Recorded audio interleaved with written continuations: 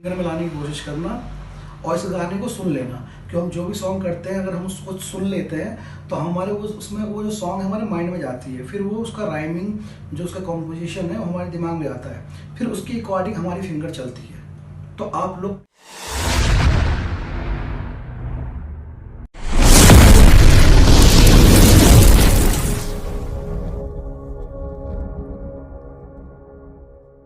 Hello friends, this Sanjay साही। जैसा कि हमने लास्ट टाइम रिवाइज किया था 10 के 10 सरगम की, ठीक है। तो आज जो हम करने वाले हैं, आज हम फर्स्ट सॉन्ग करेंगे। तो आप लोगों को मुबारक हो, आपने प्रैक्टिस की और आज आप फर्स्ट सॉन्ग पे पहुंचे हो। अगर आपने प्रैक्टिस नहीं की, अगर आप नए हैं तो आप फर्स्ट वाली वीडियो देखिए क्रोमैटिक, फिर सरगम स्टेप बाय स्टेप, उसके बाद आप ये करें तो ज़्यादा ईजी होगा, ठीक है। तो आज जो हम करने वाले हैं, आज हम करेंगे फर्स्ट सॉन्ग।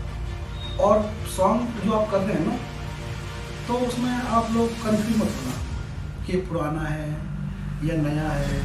क्यों होता ये है कि कभी भी जब भी हम कोई चीज़ की प्रैक्टिस करते हैं तो स्टार्टिंग में हमें आसान हो इसलिए करते हैं, चाहे वो पुराना हो या नया हो, उससे हमें कोई मतलब नहीं। मेन है मेन कि हम सीखें उस चीज़ को। हमारा मेन मकसद यही होता है कि हम उस चीज़ को ढंग से करें।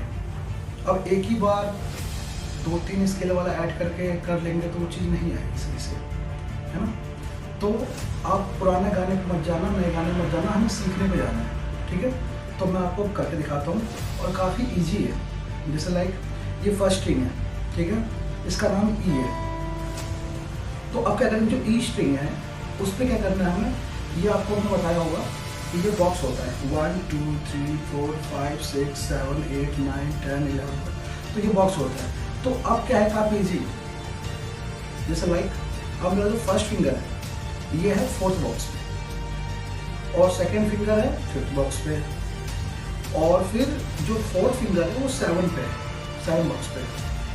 तो हमें करना क्या है, मैं आपका डिस्प्ले भी लगा दूंगा जिससे कि आप लोगों को आसानी हो, ठीक है।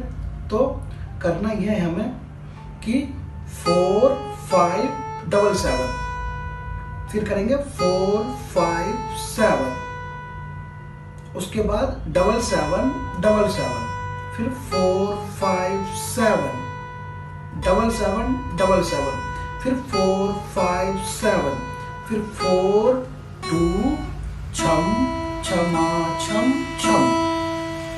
तो आई थिंक आप लोगों को पता लग गया हो, अगर नहीं लगा तो मैं बता देता हूँ। अभी मैंने किया नंबर वाइज किया, तो नंबर वाइज में क्या होता है कि दिमाग में चीज़ आ जाती है और हमारे फिंगर को पता लग जाता है, तब हम उसमें से धुन निकाल सकते हैं।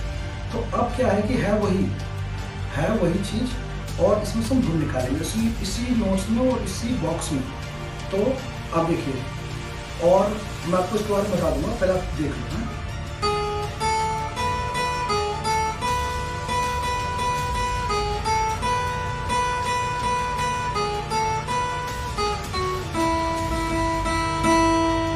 क्या क्या मैंने 4 5 7 7 4 5 7 7 7 7 7 4 5 7, फिर 7 7 7 7 4 5 7, फिर 4 2 छम छमा छम छम। तो अब ये हुआ क्या कि मैंने जो किया है, जो 7 7 7 7 वो रिपीट होगा। जैसे कि आप डिस्प्ले में देखिए 4 5 7 7 4 5 7, फिर 7 7 7 7, फिर 4 5 7, फिर 7 7 7 7 4 5 7। जहाँ ब्रैकेट है, ब्रैकेट का मतलब होता है कि हमें उसको 2 बार प्ले करना है, तो वो रिपीट होगा 7 7 7 7 वाला जो पार्ट है। फिर 4 2 छम छमा छम छम। तो आप लोग बिल्कुल ध्यान से करना इसको, और पहले नंबर वाइज याद करना, उसके बाद फिर उसको फिंगर में लाने की कोशिश करना और इस गाने को सुन लेना। क्यों हम जो भी सॉन्ग करते हैं अगर हम उसको सुन लेते हैं तो हमारे उसमें वो जो सॉन्ग हमारे माइंड में जाती है, फिर वो उसका राइमिंग जो उसका कॉम्पोजिशन है वो हमारे दिमाग में आता है, फिर उसके अकॉर्डिंग हमारी फिंगर चलती है। तो आप लोग प्लीज़ पहले गाने को सुनना, उसके बाद पहले नंबर वाइज करना, उसके बाद फिर गाने का धुन निकालना, ठीक है। तो मैं उम्मीद करता हूँ ये वीडियो आपको अच्छी लगी हो, तो आप लोग सब्सक्राइब कर दें, लाइक कर दें, और इस चैनल पर नए हैं तो फर्स्ट वीडियो पे जाकर फिर स्टेप बाय स्टेप देखें। अगर आप किसी फ्रेंड को आपको गिटार सीखना है स्टेप बाय स्टेप, क्योंकि संगीत में कन्फ्यूजन बहुत होती है। तो जैसे कि एक ही बार स्टमिंग कर लिया नहीं, एक ही बार एक ही कॉर्ड पे गा दिया नहीं, तो हमें करना ये है कि पहले हम स्टेप बाय स्टेप उस चीज़ की प्रैक्टिस करें, तब आएगा। जब आएगा तो आप एज ए प्रोफेशनली सीख पाओगे, नहीं तो फिर 2-4 गाने की प्रैक्टिस होगी, फिर आगे कुछ नहीं कर पाओगे। मेरा मकसद ये है कि आप लोगों को मैं स्टेप बाय स्टेप सिखाऊं, और लाखों गाने होते हैं जिससे कि आप कोई भी गाना ईजिली प्ले कर पाओ। तो हमें शॉप नहीं बनना है, हमें फैक्ट्री बनना है।